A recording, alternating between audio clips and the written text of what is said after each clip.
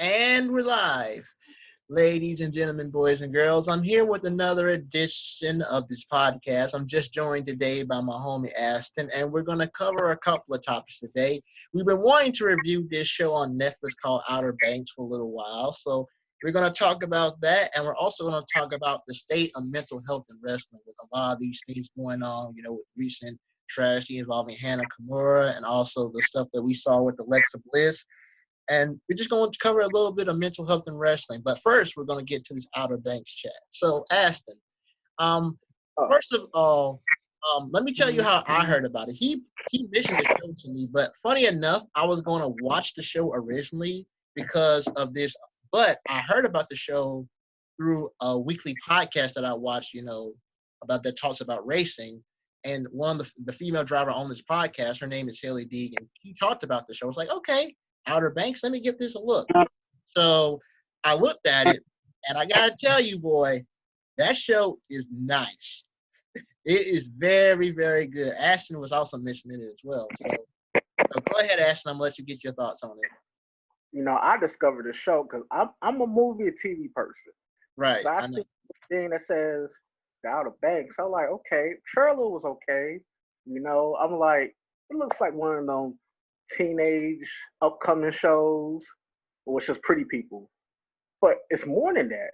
This is a solid show. And comparisons to it from the OC, the first season of Riverdale, first season now. First season of Riverdale. I love Riverdale, everybody, but it jumped the shark in 3 and 4. But first season of Riverdale, Dawson's Creek in some ways, and The Goonies. Iconic movie. This show is amazing. Like, it probably took maybe 3 or 4 episodes for you to really digest everything because they throwing everything at you at once. You got some characters you gotta cover and layer them, and you're a new TV show with up and coming stars, so it's not easy. It's very not easy to pull a show like that off. I mean, for real. But Outer Banks is dope, man. I really liked it. Like I said, it hooked me. I want to say probably, I liked episode 1, but episode 2 is where it really hooks me. I was like, okay, this is good. And when you said the OC, it definitely gives me vibes of the OC. And also, I do have a slight bias to this show because it is based in my home state. So it gets a thumbs up from me automatically. But yeah, I'm from North Carolina, so it gets a thumbs up from me automatically for that. So the OC comparisons, you could see it because in the OC, it was like there's the in crowd and the outside crowd. Yeah. It's like there's the inside crowd for the richer people, and it's the outside crowd for the lower class poor people. Right. And it's about how those and it's kind of got with like the main one of the main male characters falls in love with one of the main female characters who comes from those different classes. The rich person falling for the poor person. Yeah, that's how the OC was. So yeah, it's like the OC, a little bit of Romeo and Juliet, but not the whole dying, we're gonna die. No. Right. Other stuff. Also, y'all, this is gonna be spoilers. So if you don't want to hear about spoilers with Outer Banks, stop right now. Yeah. Go watch. Trust me, it's worth your time. Yes, definitely. This will contain some spoilers. So if you don't want to hear spoilers, then click off now. But first of all, what was your take on what would you say were your favorite characters? My favorite characters. John B. I like John B. John B was cool. Of John Morrison in some ways. Really? Why you say that's interesting? Why you say John Morrison or Johnny Mundo? Not the flashy John Morrison, but like the young and hungry guy that's trying to figure out life. I mean, John B. You're talking about early Morrison, like when he was starting out, that Morrison? Johnny Nitro, but without the attitude with Melina. Gotcha. Because our main character, John B, is looking for his own father. His father's missing. And his uncle hasn't been home. Right. He's basically got the house to himself, his friends chilling. His house is a pigsty. Several characters mentioned how your house is so damn dirty. So he's like trying to navigate everything. He's trying to find the treasure, find his father. Comes find out his father was looking for the same treasure and he disappeared from. All right. Yep. So John B definitely is a character I like. I also like Pope. Pope Pope was definitely. real. That's you told me that, and I was like, as I was watching the show, and more, it's like Pope reminds me so much of myself. I can see a lot of myself in this dude because he was this, the smart kind of, I wouldn't say nerdy, but kind of laid back, chill black dude who was smart. He was all about trying to, his education, doing what he wanted to do, but he also cared about his friends, and that is me. That is me. Smart, chill dude. I'm all about my Educated education, but I care about my friends, and I'll help them out in any way I can. And that was Pope, man. I really like that about his character. and Pope didn't like conflict. Yeah, he really didn't. You saw what happened when, But yeah, but if you push her comes to the show, Pope is about that life. right. He was interesting. Like every character has something interesting. It's not no like these characters are mannequins. There's no personalities. Each character have a personality. Yeah, there's not What one. was What were you gonna say? what was the other guy name? The one that was getting abused from his father. JJ. He had a tragic story. Yeah, he was there. He was very tragic, man. Like him getting abused from his father, all the crap he had to put up with, man. It's like he was definitely the underdog of that whole crew. I mean, they all were, but he was definitely the underdog of that whole clan. And I Yeah, also liked how they had kind of like that hybrid character with the girl. I forget her name right now. Kia? Yeah, I think is it Kia? Or just Yeah. yeah, Kia. She's kind of like she hangs. She's associate herself. Her parents worked up for them to become one of the high society in that county, but she likes associating with the lower class people. Yeah. So Parents did not like her association with the lower class people. right, But somehow she didn't care. Also, her backstory isn't fully explored because it seemed like she was with the in crowd. Then yep. something happened with her and the girl. Something happened with her and Sarah. Sarah, I think something. I think from I remember the episode they talked about that where they were on the boat and like John B and the boys were trying to get them to see eye to eye more. And basically what happened, I think they explained it like I think they were having a party and Kia didn't get invited, and I think Oh yeah, Sarah didn't invite her, and then Kia basically felt the way about that and she called the cops on them. So and she was. basically yeah, and she basically snitched on them. She Um, pulled a 6'9". yeah, she put a Takashi 6ix9ine and snitched on them. That is funny. But I feel like there's another layer to her. Yeah, I Cause don't think it's just that she snitched on them about a party. I think it was more than that because she said they were like best friends before that happened. But I think there's more to that story that you know. So hopefully the show gets to season 2 and they explain more of that in the like why that rift happened. yep, hopefully. Hopefully it comes back soon because I want more. Right. And Sarah, who is probably the main character female, she's very pretty. Yeah. And she's the girl that John B falls in love. You think it will be a triangle, but it's not really a love triangle because Kia seems like she likes John B and she also like Pope, but she's like, we homies. For some Yeah. reason, she has a cold, but she likes them. She's not. What was that term they used for like the two different groups? It's like the crap. I can't remember the term. It was a funny term they used. Yeah, for like their friend group and then the other people. I was like, I forget the term they used. Forget the term, but basically Yeah. we're brothers. Basically, she didn't want to date any one of her friends. She But didn't want to. She liked them, but she didn't want to. She didn't want to break the bro code. I'm putting it like that. Pope. Pope had to turn to a bad boy to get Kia. Yeah, he basically had to. She wasn't feeling how Pope was. Pope went through some stuff. He might not get accepted to the college. He got into a fight with his dad. He punched his Yep. dad. Mm-hmm. The dad just like, come on, keep doing it. Pope start smoking weed, get into fights. She was like, I don't like you, Pope, like this. In the end, she gave him a kiss. Right. I'm like, oh shoot, kids get everybody to play but JJ. We should get into the villain of the story. Oh, the dad? You talking about the dad? Yep.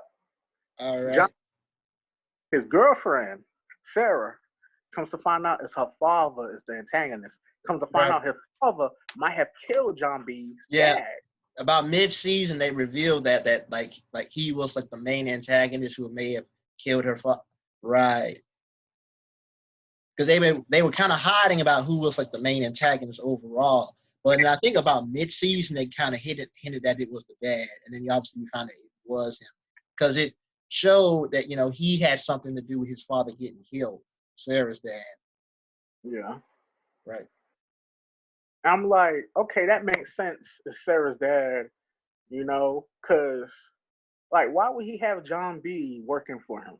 Yep. JJ was not working everybody. Pope had a job with his father, so Pope was making some money. But John B had the job, just strange was, with his upcoming girlfriend dad. Even John B did get fired, but he thought Sarah snitched, but it wasn't Sarah. Sarah's little sister told Sarah's boyfriend, John B stole from us, so the boyfriend don't like John B. Oh yeah, a fight happened at the end of the first episode with some guns. Oh yeah. When I saw that they had that fight on the beach, I was like, this reminds me so much of the OC first episode. Remember the famous slide, welcome to the OC. Yeah. Yep. John B, our hero, got his ass kicked. Yep. Felt like he was holding back because he kept doing more wrestling moves instead of doing jabs. And it's weird because the fight was originally supposed to be JJ and Sarah's boyfriend, but somehow switched to John B. And Buddy sure went to prison because he tried to kill John B twice. Yeah, he tried to kill him in that opening fight in the first episode. Then when he saw him and Sarah standing up on the top of that that step, I think that balcony or something. They were on top. Kind of like it was like a lighthouse, but it wasn't a lighthouse, but it was like raggedy. Yeah. And he pushed John B off the thing. And he fell so far down. He's lucky he didn't die, man. So I don't know how he died. All he had was a good arm and a concussion. Yeah. I'm like, really? Like, is he Superman?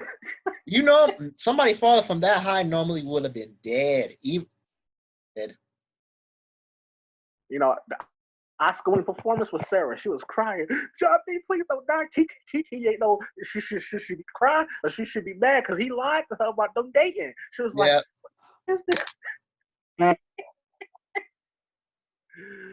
For real. And the first fight, he tried to drown John B because he was choking him in the lake. Like, bruh, this guy is crazy. I just noticed all Sarah people are crazy. A brother's crazy. He's addicted to what's he addicted to? Coke. Mm-hmm. A brother's a father's a murderer, a con artist, a scammer. Her boyfriend is trying to murk people over some cat. Mm-hmm. John, he's just you're a regular Joe, man. John Morrison. And also John B trying to avoid going to foster care. Right. Because dad's missing. His uncle hasn't been home in 3 or 4 months. He's running from them. And he's 16. 16. Our protagonist is 16. Going through all of this, man. So it's rough for him. Goes back to the OC. The protagonist on the OC, he was going through stuff with his mom. Mm-hmm. And he got adopted by a rich family. Mm-hmm. OC levels, man. Right. You can see a lot of comparisons with this show to the OC. Obviously, it's done in a different way, but you can see a lot of comparisons with this show and the OC for real. I mean, I really like that one episode where they were trying because one of the central storylines of this whole show is they're trying to he's trying to continue his dad's legacy and find this treasure because and everybody kept telling him no, you can never find it. but he believed in his heart that he could find his treasure because his dad, because he wanted to continue his dad's legacy. But he was able to find it, with help from his friends, and plus, obviously, Sarah eventually, she came in and helped him as well. So, and like, and it's kind of funny. That's the main reason that the dad tried to adopt him, because like he was trying to make sure he was trying to find that before the son did. The son did. He was like, and when he was eavesdropping on, like, I know you found it. Yeah. We're now. He was willing to let him help out his daughter. Yeah. With the treasure. Then got revealed he killed his dad. I don't think the father's dead. They never found the body. Never found the body. And they showed the father still alive. So, I mean, no body. He's not dead yet. That's TV show rule. I saw the episode, the one episode I think it was episode 8, I believe, where they talked about what happened with the dad, and they said the last thing he did that old girl remember, the older lady remembered, was like he put like the red field in those, he put that in the compass. That was the last thing he did. So right. Yeah. When he got back on land, that's the last thing he did. So they didn't say he was dead, but it posted. TV show rule. An episode I like low key when him and Sarah went to what island they went to, and they were shopping to be they came back on land and they went to Chapel Hill. They actually went to University of Chapel Hill. I know the episode you're talking about. You knew she liked the hill when he was like, I can't afford these clothes. She was like, let me sugar mama you. Yep. She had to tell me twice. I feel like. So she brought him top-notch clothes. I'm talking about like polo stuff. Stuff probably was Gucci and Burberry. We don't know. Mm-hmm. Yeah, she hooked him up to the nines, man. I was like, damn. And he took a V card. The boyfriend who was with her for months never got it. Yeah, Chopper didn't do that. He didn't do that. He was trying for. Yeah, he didn't do that. The boyfriend was upset. Well, he was ex-boyfriend. He was like, "You made love to her. How do you know you love her?" And he told him how it feels. Feel like a movie. He described it. That's not love. He is love. He said that was like that. I think that was episode 9 when he was talking to him, and where Topper and John B were talking in the closet, and he was explaining that he loves Sarah, man. Like, man, it's like a gut punch from Mike Tyson. He's not saying this. I was saying this. Yeah. It's like a movie. Notebook. I wrote you every day for 15 years. I never got one letter. So, Buddy, do I think he was in love with Sarah, or he just was fond of her? Who knows? Because Buddy was like, let me prove it. So he had, like he was John B. Oh yeah, cops were looking for John B. because John B. got framed for a murder by Sarah and her father. Right. So John ducking and dodging. John B. almost died at least 5 times in this show because he had two guys after him running him over with a car. He got zapped by electric fence. John B. should have been dead. He's Superman. He could have died at least a couple times during the show, man. No way. Like, he survived electrocution, get hit by a car, fall off one of them big ass buildings, from drowning. He got shot at. Like, bruh, he's Superman. Like, he got to be alive. He can survive that. His father can survive. He's definitely a fighter, man, to go through all the shit he went through and still be able to come out. Oh. Real. And y'all, John B is the main character, but everybody had their own stories. Right. It wasn't just him. Pope got some time showing his character. JJ, he was getting his ass beat by his father. I ain't talking about Bill. I'm talking about like Stone Cold stomping him. Oh, like that one episode he tried, like, if the father literally whooped his ass so much he was bleeding, and then you saw when he took that money from the drug dealer, and was sitting in the pool, he was sitting in the pool with Pope and old girl and Kia came. It's like, Pope, what are you doing, man? I got this pool for the family, man. It's for us, man. And then and then he started, body. yeah, and then he was covering where his father hit him, and then he started crying, man. It's like, damn, man. It was sad. Like, bro, That's a sad. Let JJ chill. Like, he wants to be happy, even though he blew all that money on bullshit. Let him be happy. Yeah, they were like, why did you blow all that money? It's like, man, I understand. I don't like he blew all that money. I can understand where they were coming from, but obviously the dude was hurt, man. He needed something to take his mind off of that. Well, I had got a jacuzzi though. Probably would have got some clothes, a car, some vinyls. Yo, came stacked with some vinyls, a vinyl player, some furniture. But I mean, JJ probably is going to live with Pope because I doubt he want to go back to his abusive father. Oh, and JJ took the rap for Pope. Pope got jumped in one of the episodes. Oh yeah, I remember he took the rap for me. When I saw that, I was like, "That's a real ass friend right there, man." Real nigga. Yeah, he took the rap for him, like, cause he. Pops knew was like, "Damn, my son fucked up," but his friend taking the rap. And I felt for JJ because that scene when Kia parents came, they all hugged.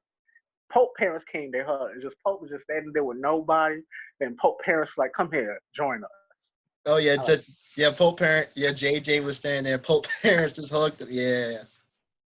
I wouldn't be surprised in season 2 we find out that JJ is living with Pope. He's not going back to his father. Yeah. I wouldn't be surprised. I mean, everybody living situations kind of messed up besides Kia. Mm-hmm. You know, her parents, she's straight, but like our main character, Johnny B. Oh yeah, Johnny B. He's not even home no more. Him and his chick, Sarah, they somewhere going to what? Bahamas, Hawaii? Yeah, going to Nassau, the Bahamas. Because remember at the end of episode, I think it was 8 it was 8. Like they were going to John B and his crew were going to stop the dad from taking all that gold to Nassau, but the plane still took off, but his father didn't. So at the end of the season, we find out when they ran away from the cops and everything, and they took the ship into the storm, and then they get saved by the fisherman crew. I guess it was a crew of fishermen. They get saved by them, and then they find out that they're on the way to the Bahamas, which is where the gold is. So I'm assuming when season 2 kicks off, they're gonna be in the Bahamas, probably on the search for the gold. Sarah and John B. Yeah. Shoot, because that gold. Oh yeah, they almost got robbed by the drug dealer. Oh yeah, by the shop. Yeah, they tried to go to the pawn shop to pawn off the gold, and then the drug dealer almost robbed them and took. Yeah, the drug dealer works at the pawn shop, and the lady was like, "Yeah, let's set them up." Right. You can't trust people, man. Right. That's how JJ robbed the drug dealer. That's how he got the money to buy all that bullshit. And then really, he wasn't gonna buy bullshit. He gave it to his father to pay off for somebody's boat that Pope messed up, but JJ took the blame. Father didn't want to do that. Father wanted to blow the money on bullshit. I think gamble or liquor, something like that. I think he wanted to blow it off on gambling or beer. I don't know what it was, but I think it was gambling, but I'm not sure. I can't remember. It was something that was a waste. So not Pope. JJ just took the shit back. He whooped his father's ass. I'm tired of this shit. It was like Color Purple scene. It's like, I'm tired of this abuse. I'm gonna whoop your ass now. I'm tired, man. What was that movie? Love not Love Don't Cost a Thing. Enough with J-Lo. She got tired of. I'm tired. I'm fighting back. I'm fighting back. I like Tina Ike when she went, that shit hit her in the limousine. I had enough. Color Purple, Sealy. Right. But overall, so what you looking forward to season 2? Well, first of all, I'm gonna look for how I'm assuming that in season 2 JJ and Sarah are gonna be in Nassau in the Bahamas trying to on the search for the gold, and plus they have a little bit of it themselves. So I'm assuming they're gonna try to find somewhere, try to cash it in there so they can find somewhere to stay while they're looking for the rest of the gold that the plane had. And then I'm also looking forward to seeing what happens with JJ and Poke, because I'm assuming maybe, like you said, maybe JJ goes to live with Poke and his family. And also, I'm wondering with Sarah gone now, how that's going to affect her little crew. Kia being there, like what's going to happen with Topper. And you hear what the drug dealer said to Sarah's brother.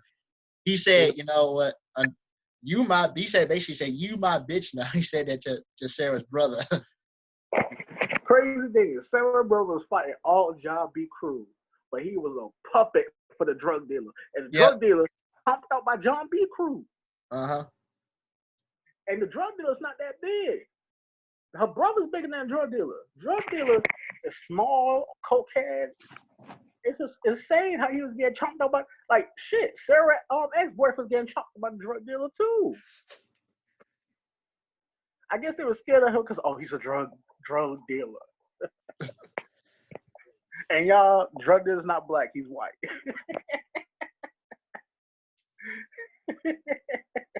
Yeah, he's white.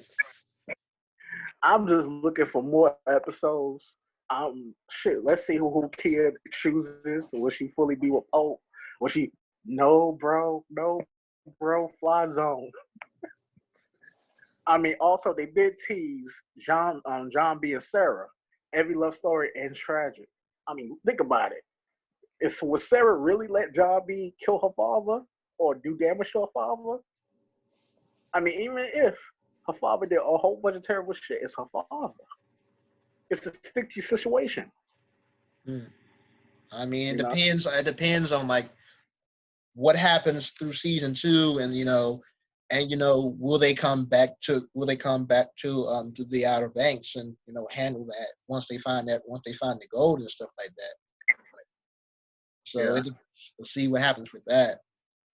I just hope we get more seasons. Don't cancel that. And also, I mean, the show went to #1 on Netflix, so I'm assuming it's going to be this to season 2. People loved it. Like I said, I found out about the show through a freaking NASCAR podcast because of a female driver mentioned it. That's how dope it was. Oh, and shout out to Haley Deegan for recommending it. You put on me on a good show. I may tweet her that and see if she responds. But anyway, hey. It rose to #1 on Netflix top 10 fast.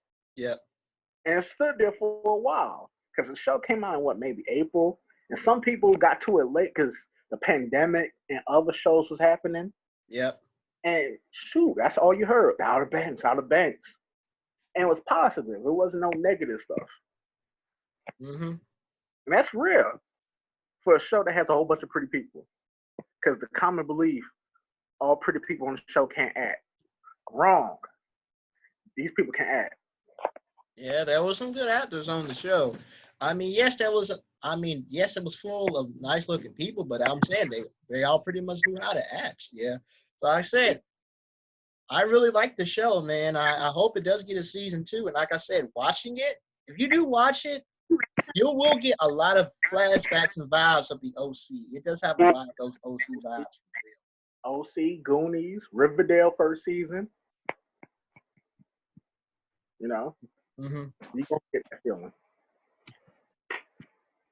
But I think is that it all for the Outer Banks talk? Yeah. All right, then. So switching topics, we're going to talk about mental health in wrestling, which has been kind of going crazy with everything going on. Obviously, we all know about the Hannah Kimura situation, rest in peace to her. And also we found out about this Alexa Bliss situation, which has been dividing some people. Now, I'm going to ask you your thoughts on the Alexa Bliss situation because as far as I know, the people who I've talked to, I've heard various opinions on this. Some people felt like that, like JD was what he said was crass, but people said that he was criticizing mainly her wrestling ability. He wasn't criticizing her as a person. He was basically criticizing her as a wrestler, but he just did it in a very crass way. And I feel like somebody on Twitter sent that because it was just a short clip, and they tagged Alexa Bliss in it, knowing that she was maybe going to see it and start some drama, because they started some drama. All right, you got all these wrestlers tweeting JD, or Mick Foley DM'd him. You know, it started drama in the wrestling community, man. The Mick Foley thing was kind of corny. He Yeah. he followed the guy to just DM him to say something and then block the guy. That was kind of corny right there. Yeah, and I'm not defending what's the guy named JD from New York. I'm not defending his actions at all. And I agree with Alexa. A lot of these people attack wrestlers and they don't separate the person from being a wrestler to as a person. They just attack them. And this narrative been going on for years. You know, the smarks, however you want to say, they give power to people who can never do the stuff these wrestlers do. Power. From Dave Meltzer, from other people. They've been going on for years. Wrestlers been attacked. And mental health is a strong thing in wrestling. Like, this goes back to Eddie Guerrero, drinking. Jeff Hardy, Roman Reigns, Seth Rollins. Like, where does Seth Rollins one day off himself? Because y'all tweeting him, you should die, or because he got into an argument with Ospreay. It wasn't right what Seth said about he makes more money than him to, seem like he was better than the guy. But don't tweet somebody you should die. Or Roman Reigns, the wrong brother died. You know what the trauma they go through? They put their bodies on the line over 250 days a year. This is my thing. You realize how many wrestlers also get these comments, like telling them that they're not good in the ring at what they do. I'll give you a perfect example. I have my issues with this guy right here, John Cena. I'm gonna mention him by name. I have my issues with some of how he was booked when he was a top guy. A lot of issues. But the one thing I never understood his biggest critics were like, oh, John Cena can't wrestle. John Cena can't wrestle. Now, part of that is the whole 5 moves of doom thing was like he always did in his matches. But if you ever sit and watch, but the thing about John Cena is, for the most part, when it came to his in-ring ability, he never really responded to critics like that. So he eventually showed people that he could wrestle in the ring. Like, remember, like he went on to have that 5-star match with CM Punk and Money in the Bank 2011, considered one of the greatest wrestling matches of all time. Or the match with John Cena and HBK on Raw. They wrestled for like, what, 45 minutes? It was about an hour. Close to an hour. John Cena is my favorite. Do he get criticism? Yes, for how he's overbooked like Superman. He's invincible. And when he does lose, it does give person a credit to take the person to the next level. But John, to say he can't wrestle because he has a basic moveset is retarded. Bret Hart, he kept things basic. Everybody, and when you go to WWE, they have a formula for you because they don't want you overdo some moves and you can get injured. We've seen that recently in AEW or New Japan.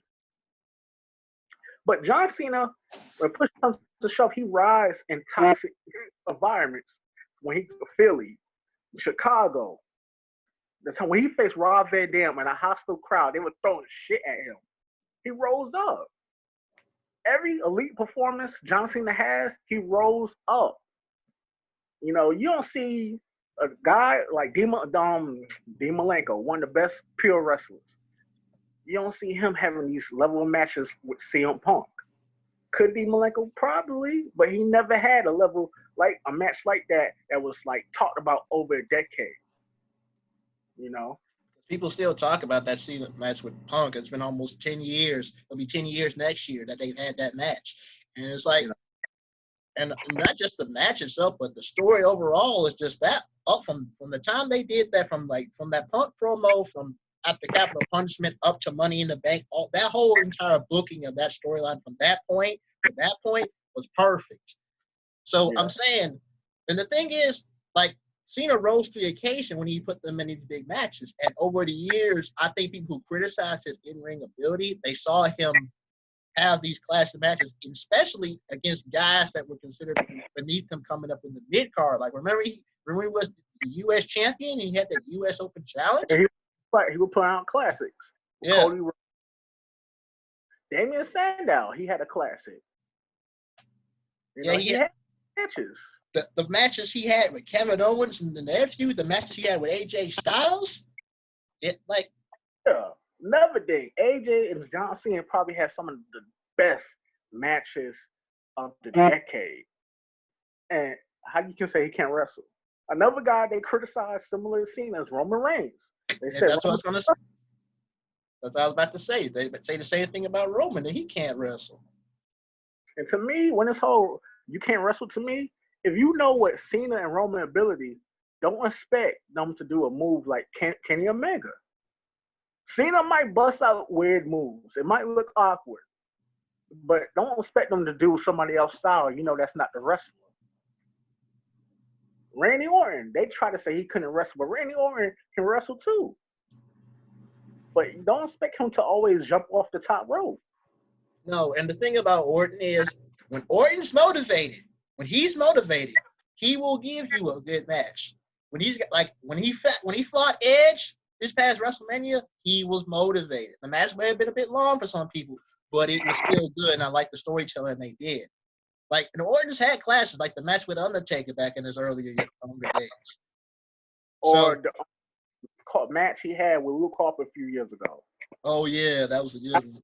One of the best matches of the decade. Oh, yeah, that's just one people don't talk about. I need to go back and watch that. Randy Orton, Luke Harper at Elimination Chamber or Fastlane? It's one of them February pay-per-views. I'm gonna have to look into that. But the whole mental health thing, I did. I'm not saying you can't criticize a performer, but don't criticize to a performer to a point that they might kill themselves. Because we know what these guys going through. Like Melina, one of my favorite wrestlers all the time. She tried to kill herself 3 different times. We would never knew that. Really? Did she talk about that? Did she talk about that in interview or in an interview? She recently talked about that on her private Instagram. I'm proud to it. So she revealed plenty of things. Yeah, I know. We talked about. I've heard interviews like a lot of these wrestlers have have a lot of mental health issues, like Mia Yim and all the stuff she's been through. And we would never knew Mia Yim was going through this. The narrative is that if you having some kind of success, you shouldn't complain. Oh, we shouldn't complain and make a video about you complaining about this because people are getting tired. Wrestlers leaving WWE complaining. I'm like, okay, people get tired complaining, but who are we to say you can't complain? That's your life. You put your body over 250 days a year. I gave people an example. Taylor Swift having the best success, but she wasn't happy because her ex-producers or ex-manager team trying to say, yo, you can't use these songs. But she made it. CM Punk was having bangers with Brock Lesnar, The Rock, Undertaker. Probably at WrestleMania 29 is probably one of Undertaker's best matches, but he wasn't happy. So you having great success or you not having good success, you should be able to vent. Who are we could condemn you for venting? Nobody can be Mr. Rogers 24/7. Yeah, I mean, I'm gonna use an example. One of my current favorite wrestlers in the period, John Moxley. You can tell in that last year he was in WWE from the time he came back from about SummerSlam. I want to say from SummerSlam until he left, you could tell he was kind of out of it because he didn't get a chance to do what he wanted to do, especially when they turned him heel. He wasn't really into it, and he talked about that on the Jericho podcast. And people say you should be grateful. That's like saying, yo, I should be grateful for giving me some chicken nuggets instead of me getting some steak. Fans feel too entitled to tell you how you should be. I don't get that. You telling me I shouldn't feel like I'm important, or I should just accept the third figure role. I shouldn't try to strive to become better. I don't get that with people these days. Why a wrestler shouldn't want to be more important? Edge felt he should be more important than just a tag team guy. You could say, well, we ain't talk. You could say, yo, Edge is disappointed how He wants to be more. Why he shouldn't want to be more? I just don't get fans toxic these days saying they can't be more. Just stay in your box. Your time will come. You don't know And when your you get time. you'll never know if you get that time. Some people get pushes, but some people don't, man. You got to show that you're worth the push, man. You got to, Yeah, you got to show. If you yeah. do complain about it, you have every right to. I think fans feel obligated to one set company too much these days. It's like they get like you're not getting paid for saying this company is better all the time. I love every company. My favorite company, Lucha Underground, is no longer here. Do I wish Lucha Underground would come back? Fuck yeah. But Yeah, Lucha Underground is kind of toxic because the contracts they had for the wrestlers were not good. How many wrestlers were complaining about the contracts and was not happy? So I understand. I And would. Lucha Underground was amazing. It was. Lucha Underground was great, man. I'm saying, but I'll tell you what, at least his impact is being felt today with all these cinematic matches, man. His impact is being felt today. Oh yeah, Impact is doing great. Impact is probably doing way better than that time period where Eric Bischoff and Hogan ran into the ground. If anything is better than that. Like Anything is. Impact has some moments, because you had the broken stuff, then you had Drew Galloway, EC3, Kurt Angle, the Beat Out Clan, the Hardys versus the Team 3D versus the Wolves. It's been good shit in Impact. People would give you this narrative. It hasn't. They don't watch. Bobby Roode as heavyweight champion was good. Eric Young, it was interesting. It wasn't bad matches. Sammy versus Pentagon. Tessa versus Sammy was good. Oh Let's yeah. not Let's start with this whole narrative. Impact sucks because Eric Bischoff and Hogan. That was back in 2009. I mean, everybody has time periods when they're not good. You know what I'm saying? WWE 2009. We Oh, was a guest Raw, a special guest on General Manager Raws every week. You know what I'm saying?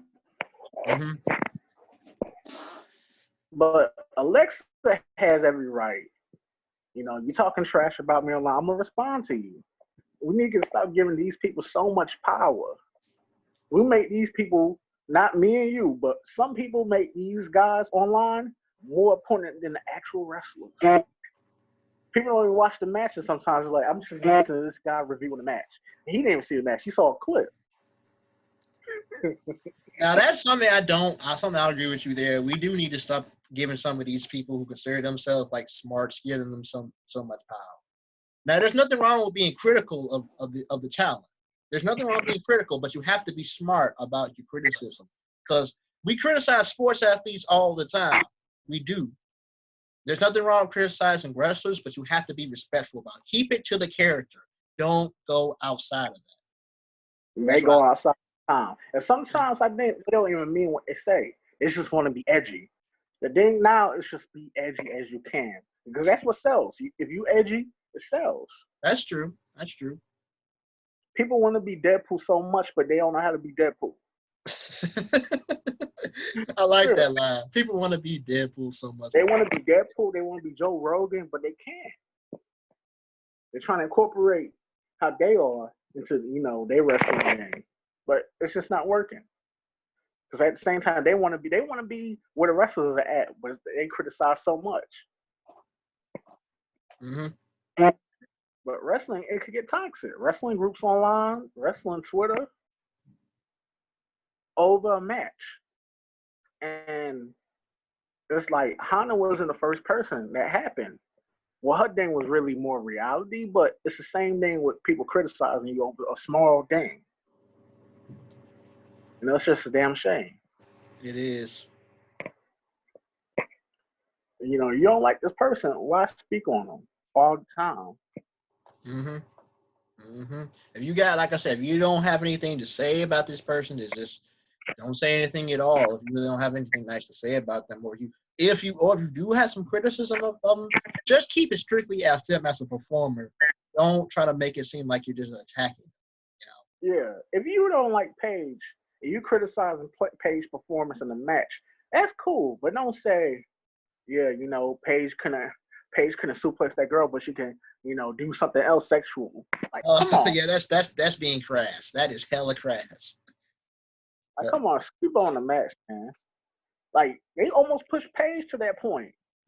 A lot of wrestlers go through shit. Charlotte Flair, she always getting called, oh, you only here because your daddy. Charlotte has to back up now. Do Charlotte get more opportunities than everybody because her name? Yes, but she do has to back up. You can only go so far on name value. Sasha get criticized a lot, and she struggles. Shoot, Brie Bella, when she had botched and hurt Liv Morgan, she was getting criticized. Daniel Bryan ain't really get criticized, but he pointed out how he hurt Randy Orton one time, but he ain't never got criticism for it. But they criticized his wife. I ain't Rhea right. Ripley called a man all the time. Rhea Ripley to me one of the gorgeous looking females in wrestling. Okay, time out. I don't know who calls Rhea Ripley a freaking. Well, I've seen that comments. I haven't seen those comments. Whoever said that, they told a bold-faced lie. Looking at that woman. The only reason they say that is because she's tall as hell, but so is Charlotte. Charlotte tall, Rhea's tall, but they both gorgeous females. Right. And then, but everybody just get criticized. It's like you criticize them so much, but you don't know what you're doing to them mentally. You know why they ducking you at airports now. You make them feel uncomfortable, unsafe. They are people too. Let's not forget. Yeah, I get what you're saying. And for me, I get what you're saying. And for what we're saying about criticism, if you're keeping it strictly to what they do in the ring, there's nothing wrong with being criticizing that. But when you start to cross over a line and it starts to become personal, that's where it becomes an issue, man. Because Why hear stuff that you should die? Oh, I can't wait till you die. I can't wait.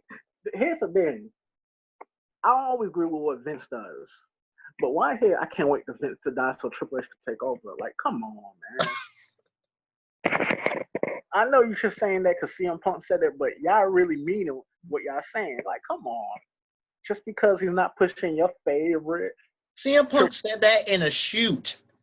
He said that in a shoot. I don't know if he really believed what he said in that shoot, but it was clearly just a shoot, man. I don't think CM Punk believes because he even mentioned he likes Vince. He doesn't like Triple H. Right. But people forget that, man. Anything else you want to say about it? I mean, that's all. I think we said what needs to be said about that. So that's all I really got. Happy belated birthday to Roman Reigns. You got to talk about Roman. What's your top 5 Roman matches? Okay, well, I guess we can. This will be the last little thing we'll say. Well, top 5 Roman matches for me personally. Are we gonna count Shield stuff or we don't count Shield stuff? Let's count. You could go ahead. Well, this will be the only Shield match I'll throw in there because you've had a lot of good matches with the Shield, but this will be the only one. Shield versus Wyatt's at Elimination Chamber 2014. I love that match. One of my favorite matches of all time. As a solo match, probably Roman versus Brock Lesnar, that first match with WrestleMania 31 with the cash in, obviously, of Seth. So, let me see. I really like the triple threat match that he had with Seth and Dean in Battleground 2016. Yeah. Roman Reigns versus Braun Strowman. It was, let me see what match it was. First encounter or second encounter? It was the one they had. It was I forget the stipulation. I know it was some type of hardcore match they had. It was really good. It was an ambulance? I think it was an ambulance match. I think it was. It was 2017, but I think it was an ambulance match. Okay. I think it was an ambulance match. That one, Roman Reigns versus AJ Styles at, I want to say, Backlash. Spring Rules and Payback. Which one? It was two. They faced twice. Extreme Rules and Payback. I think it was the first one they had that was really good. That first encounter they had that was really good. But I really like that one. And one more. I'll throw Roman Reigns versus John Cena in there. That was a good one. I like that one. They had added No Mercy. Those are good ones. Those are good ones. For my Roman matches, I'm gonna go a different route. Roman versus Buddy Murphy on SmackDown. Oh yeah, I remember that one. That was good. I was like, he made Buddy Murphy in a losing effort. Like, you could say Buddy Murphy was known before, yeah. On 205 Live, he was killing it. But, like, on SmackDown, that's a different atmosphere. And he made Buddy Murphy. Even if Buddy Murphy got on TV by accident because they was filming something and he was in the background, but he wasn't supposed to be. So that led to the match where, hey, it made him. Roman versus Cesaro for the Intercontinental Championship on Raw. Excellent match. Well, I have to see that one. It's been a while since I've seen that one. I rewatched it recently because I think they had like the best Raw matches. I was like, damn, let me look for Roman versus Cesaro. Damn, Roman wasn't in that match. I was gonna say the Shield versus Braun Strowman, but he wasn't there. He had to get replaced with Kurt Angle. Right, that wasn't it. Wasn't him. Roman AJ on Extreme Rules, that was great. Another one, Roman and Seth versus the Usos Money in Bank pre-show. Yes, that's another good one. Which actually made the Usos. People complain that they're being punished because they're on the pre-show with the Usos, because the Usos at the time wasn't really known, but that match stole the that's a match early. That's a match I'm gonna have to watch because I haven't seen that match. Why? Roman versus Seth on the pre-show against the Usos. I'm gonna have to watch that. And there's some other Shield matches. There's the one with the Shield versus Cody and Goldust on Raw and Big Spirit. Yeah. Then I think the Shield versus Cody and Goldust versus the Usos also. I think that happened at a paper. Shield versus Evolution that first time they fought at I think it was Extreme Rules. First time and the second one. They were both as good, but I really liked the first one. I think I like the second one more because it was elimination and not one Shield member got eliminated. They swiped them clean.